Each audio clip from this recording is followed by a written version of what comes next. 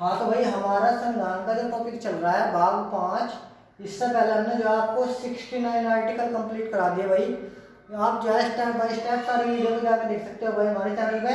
उसके बाद देखते हैं भाई आर्टिकल 70 क्या कह रहा, ऐसी स्थिति जब उपराष्ट्रपति का पद खाली होगा, मतलब ऐसी स्थिति का कोई वर्णन संविधान में नहीं है तो उसका जो है संसद अपने आप संभालेगी। भाई ऐसी स्थिति में क्या करा जाएगा, तो ऐसी स्थिति का कोई वर्णन नहीं है तो अनुच्छेद 70 में क्या है कि ऐसी स्थिति है कि जब उपराष्ट्रपति का पद खाली होगा।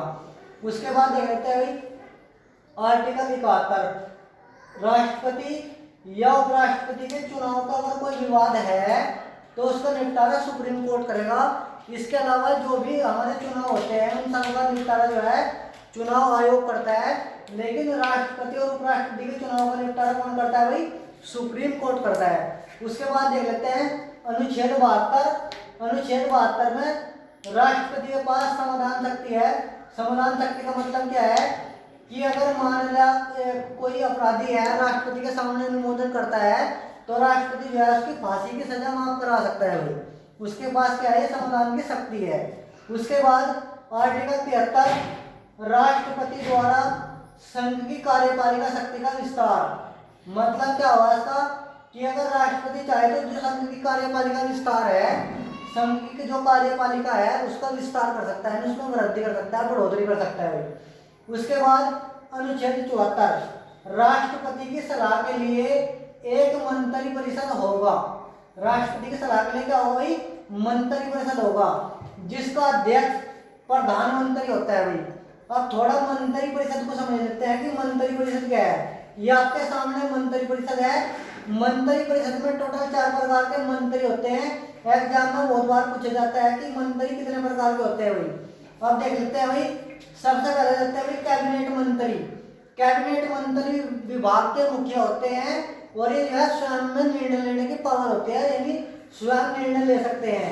उसके बाद सेकंड नंबर पर आते हैं राज्य मंत्री, जो कि कैबिनेट मंत्री के नीचे होते हैं, उनके सहायक होते हैं। उसके बाद राज्य मंत्री स्वतंत्रता प्रभार। राज्य मंत्री स्वतंत्रता प्रभार कब होगा, जब कैबिनेट मंत्री उपस्थित ना हो।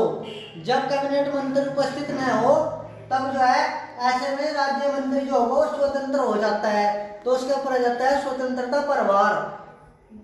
उसके बाद देख लेते हैं भाई आपके होते हैं उपमंत्री। उपमंत्री किन्हें बोलते हैं, जो राज्य मंत्री के सहायक होते हैं। तो ये नहीं राज्य मंत्री कोई खास नहीं है। स्वतंत्रता प्रभार कब होंगे, जब जो है राज्य कैबिनेट मंत्री के सहायक हैं। जब मान लें कैबिनेट मंत्री उपस्थित नहीं है तो क्या बनेगा, स्वतंत्रता प्रभार। अगर कैबिनेट मंत्री है तो क्या रहेगा, खाली राज्य मंत्री रहेगा।